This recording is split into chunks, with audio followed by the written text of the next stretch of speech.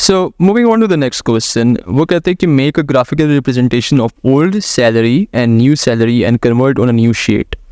तो बेसिकली आपने करना है कि आपने ग्राफ्स बनाने हैं यहाँ पे, पुराने सैलरी के डेटा को लेके और नए सैलरी के डेटा को लेकर।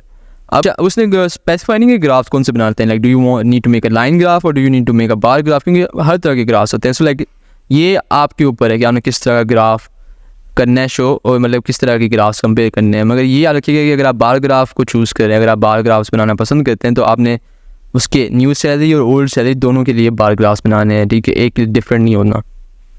सो अभी ग्राफ्स कैसे बनाएंगे, इट्स वेरी वेरी सिंपल कि आपने फिर से उस रेंज को सेलेक्ट कर लेना है, ठीक है। मैं आपको करके दिखाता हूँ।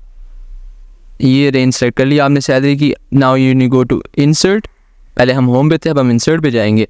अब ये एरिया देख रहे हैं ना, ये सारे ग्राफ्स हैं आपके, इनमें से अभी देखें ये पाई ग्राफ है आपका, ठीक है, पाई चार्ट्स हैं, ठीक है, ये स्कैटर ग्राफ्स हो गए आपके, ये आपके लाइन ग्राफ्स हो गए, and these are your bar graphs. तो फॉर सिंपलिसिटी पर्पसेस मैं बार ग्राफ चूज़ करूँगा।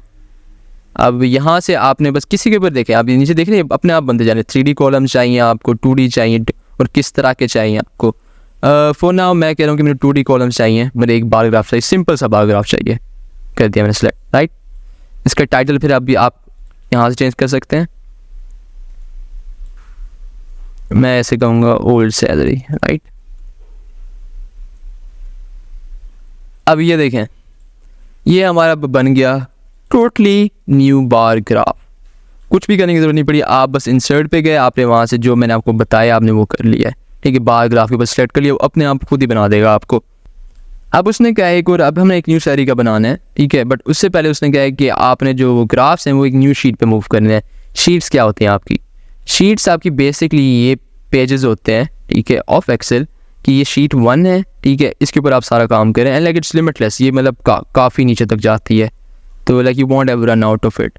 बट अगर बाज़ औक़ात होता है कि आपने डिफरेंट शीट्स बना देती हैं डिफरेंट पर्पसेस के लिए, कि अगर मैं यहाँ पे एक डेटा सेट डिस्कस कर रहा हूँ, अगर एक और डेटा सेट होता है तो उसके मैं एक न्यू शीट बनाता, और उसे आप कैसे करेंगे, आप इधर जाके न्यू शीट के ऊपर क्लिक करेंगे, अपने आप न्यू शीट बन जाएगी। अब इसके हम चेंज भी कर सकते हैं, इसका नाम भी चेंज कर सकते हैं। इसके ऊपर डबल टैप करके, डबल क्लिक करके मैं इसको लिखूँगा बार ग्राफ्स, ठीक है। इसके ऊपर मैं डबल टैप कर दिया, राइट। तो अब इसको देखें, अब हम उनके बीच में स्विच ऐसे कर सकते हैं, हमने क्लिक करना है और हम ना शीट के बीच में स्विच कर रहे होंगे। ना अब वो कह रहे हैं इसको मूव करो आप, ठीक है, दूसरी न्यू शीट पे। वो कैसे करेंगे, right click on the graph, move chart पे जाएं आप। मूव चार्ट पे जाके आपने इसके ऊपर क्लिक करना है, हमने किस शीट में डालना है इसको। आप यहाँ से टोटली न्यू शीट भी बना सकते हैं इसके ऊपर सेलेक्ट करके, या आपने इसने क्या ऑब्जेक्ट को किधर मूव इन करना है।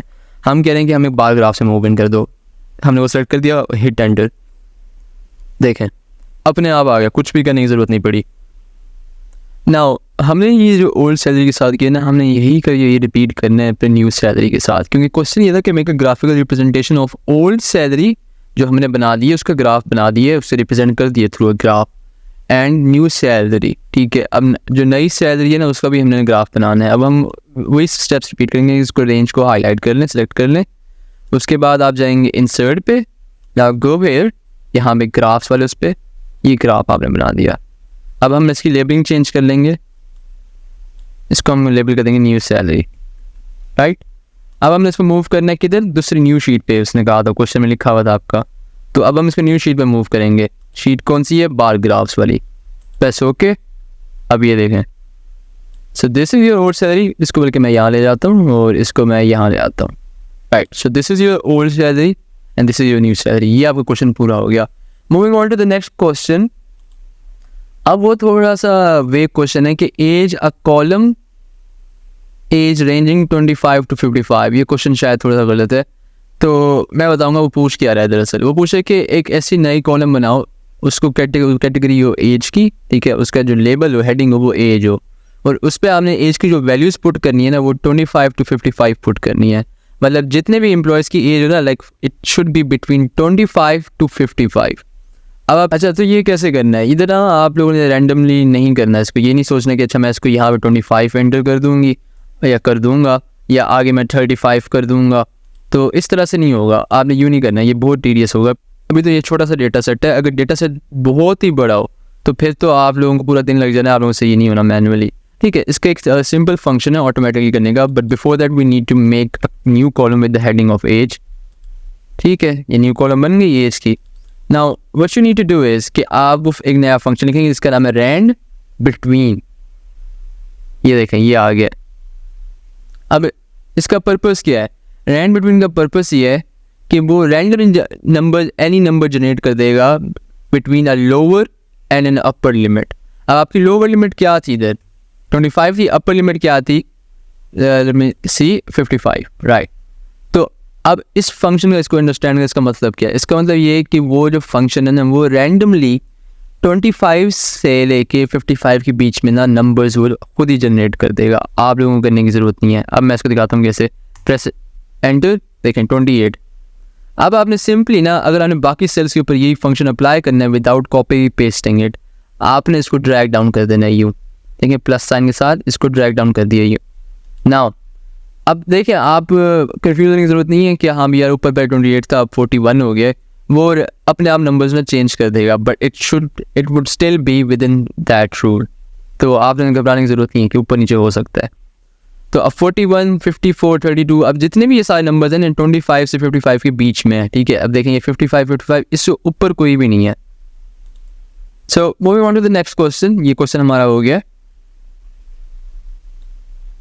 अब वो कहते हैं कि find out the average age in the company. Age का कॉलम आपने निकाल लिया, अब इसकी एवरेज कैसे निकालेंगे? हमने पहले भी डिस्कस किया था कि एवरेज कैसे निकालते हैं। इक्वल टू एवरेज, अब रेंज सेलेक्ट कर लें, इसको ओके कर दे। अब देखें ये आपकी एवरेज एज आ गई। एवरेज एज है 36.57।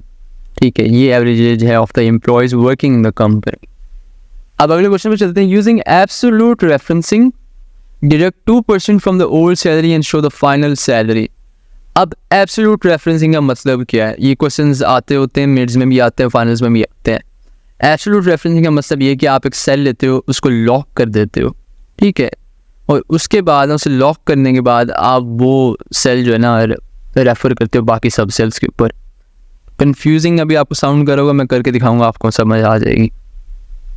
तो अब इसका मतलब क्या है? अब वो करेंगे 2% डिडक्ट करना है हमने ओल्ड सैलरी से, उससे हमने फाइनल सैलरी शो करनी है। एब्सोल्यूट रेफरेंसिंग अभी आप भूल जाए। ठीक है, 2% को आप कैसे लिखेंगे? डेसिमल्स में 0.02, राइट? ऐसे लिखेंगे ना 0.02, तो ये आपको डिनोट करता है 2% को। अब उसने आपको कहा है कि using absolute referencing deduct 2% from old salary. ठीक है, अब पुरानी सैलरी हमारी इक्वल टू,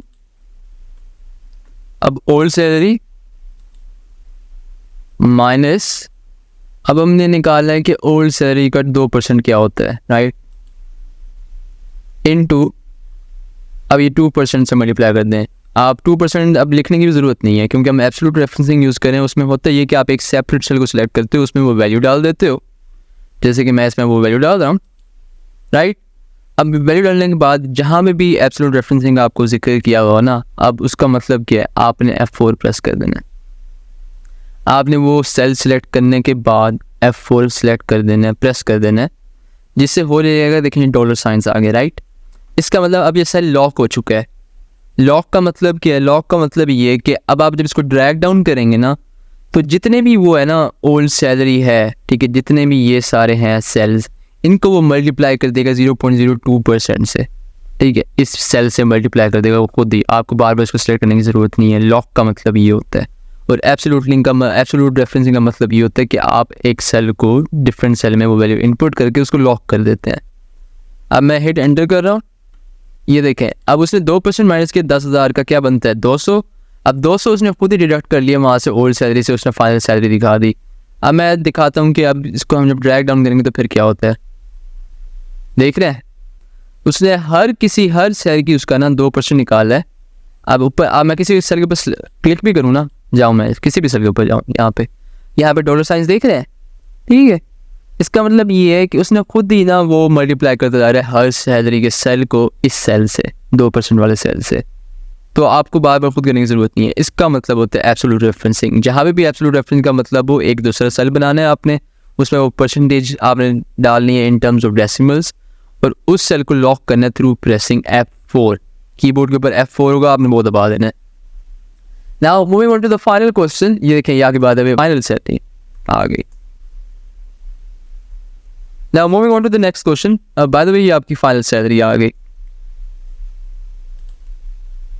इसको मैं ऐसे कर देता हूँ। Now the final question is कि what is the minimum and maximum of cells 1, 2 and 3। बहुत इजी क्वेश्चन है, बहुत ही ज़्यादा इजी। ठीक है, मिनिमम का क्या मतलब, मिन का क्या मतलब। अब मिनिमम आपको इसकी शॉर्ट फॉर्म, बहुत ही इजी क्वेश्चन है ये, देखें बहुत ईजी है राइट। अब उससे क्या मिनिमम निकालो सेल्स 1 का, आप मिनिमम लिखेंगे, मिन का जहाँ पे आ जाए ना वो, ठीक है, आपने वहाँ पे टैब प्रेस कर देना है। ठीक है, इसका फंक्शन है मिन, मिन किसको डिनोट करता है, मिनिमम को राइट। तो आपने मिनिमम निकालना है किसका, सेल्स 1 का। अब मैं इसको सेलेक्ट कर लिया, 20 जो है ना वो सेल्स 1 का ना मिनिमम है। अब आपने उसका, अब सेम आपने ये स्टेप रिपीट करना है बाकी सब कैटेगरीज के साथ, सेल्स 1, सेल्स 2, सेल्स 3। अब 230 इसका वो मिनिमम है। लाइकवाइज मैं इसके साथ यही कर देता हूँ, सेल्स 3 के साथ भी। नाउ अब वो कह रहे हैं मैक्सिमम निकालो, जहाँ पे मिन निकाल लिखा था ना यहाँ पे, वहाँ पे आप मैक्स लिखेंगे तो आपको मैक्सिमम वैल्यू आ जाएगी। सेम ये स्टेप रिपीट करना है आपने 1 बाय 1। 180 जो है इधर वो मैक्सिमम वैल्यू है, इधर भी आपने ये करना है मैक्स। ठीक है, ब्रैकेट बंद। 2850 जो है ना आपका वो maximum value from cells 2। And now finally